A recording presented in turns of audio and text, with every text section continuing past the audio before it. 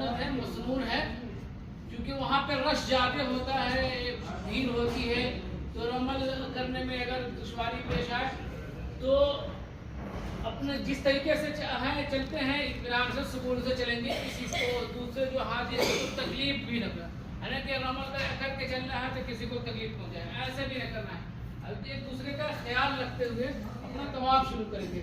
طواف کے دوران جو دعا پڑھی جاتی ہے وہ دعا میں آپ حضرات کو پڑھاؤں گا انشاءاللہ، آپ حضرات میرے ساتھ وہ دعا پڑھتے رہیں گے۔ تو اور طواف میں جو دوسرا عمل ہے وہ ہے اجتوا۔ اجتوا کہتے ہیں دائیں کاندھے کو کھلا ہوا رکھنا، یہ دائیں جو موڑا ہے اس کو ننگا رکھنا، یہ ہے اجتوا۔ تو یہ مسنون عمل ہے جو طواف کے دوران جو ہم کریں گے۔ طواف کرتے کرتے ہم سب پہنچیں گے رکن حجر اسود سے پہلے والے کونے پہ، اس کونے کا نام ہے رکن یمانی۔ رکن یمانی اور رکن حجر اسود کے درمیان میں جو دعا پڑھی جاتی ہے وہ دعا آپ حضرات کو بھی یاد ہوگا، بہت مشہور دعا ہے، ربنا آتنا فی الدنیا حسنہ وفی الآخرۃ حسنہ وقنا عذاب النار۔ یہ دعا رکن یمانی اور رکن حجر اسود کے درمیان میں پڑھی جاتی ہے۔ جب آپ یہ دعا پڑھتے پڑھتے پھر ہم سب پہنچیں گے رکن حجر اسود پہ، جہاں پہ حجر اسود رکھا ہوا ہے۔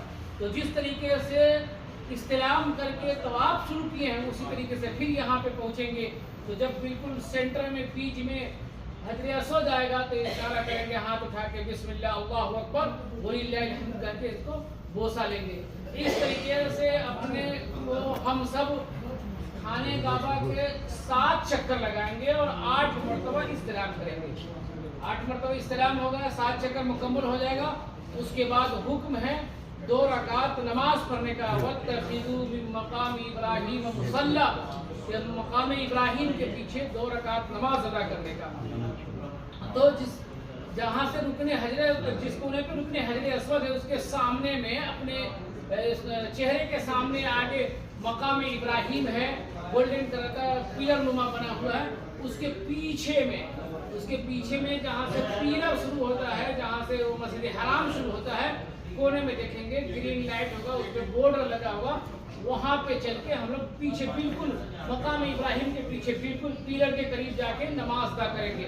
وہی نماز ادا کریں گے 2 رکعت واجب الطواف کی نیت سے۔ اس کے اندر نیت کر لیں گے، یا اللہ میں 2 رکعت واجب الطواف کی نیت کرتا ہوں، منہ کعبہ شریف کی طرف اللہ اکبر۔ اس نماز کے اندر اگر قل یا ایھا الکافرون، قل اللہ احد یاد ہے تو یہ 2 سورت پڑھ لیں گے۔ پہلی سورت میں قل یا ایھا الکافرون پہلی رکعت میں، دوسری رکعت میں قل اللہ احد۔ اگر یہ نہ یاد ہے تو جو سورت یاد ہے وہ سورت آپ پڑھ کے 2 رکعت نماز ادا کریں گے، نماز مکمل ہو جائے گی، دعا کر لیں گے۔ تو اسی بات وہیں پہ بازو میں قریب میں ہی زمزم رکھا ہوا ہے۔ طواف کے بعد واجب الطواف نماز ادا کرنے کے بعد زمزم پینا مسنون ہے، سنت ہے۔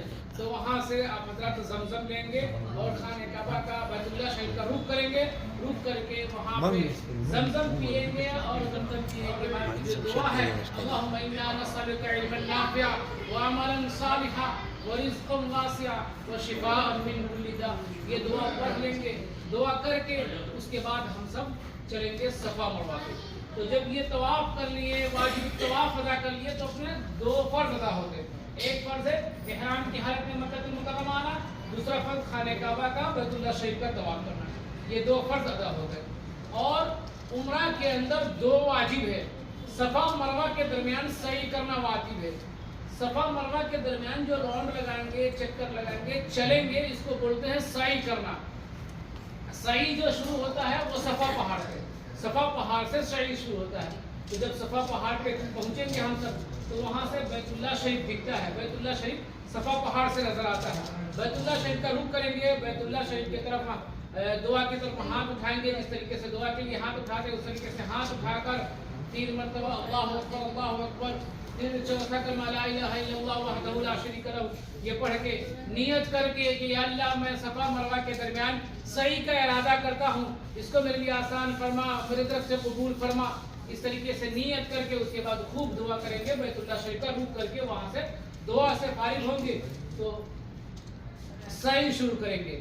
صفا سے جب مروہ کی طرف جائیں گے تو بیچ میں گرین لائٹ اوپر میں نظر آئے گا، اس کو بولتے ہیں میلین اخضرین، گرین لائٹ جس سے دور میں ہے وہاں پہ مردوں کے لیے تھوڑا تیز بھاگنا، تھوڑا تیز چلنا مسنون ہے۔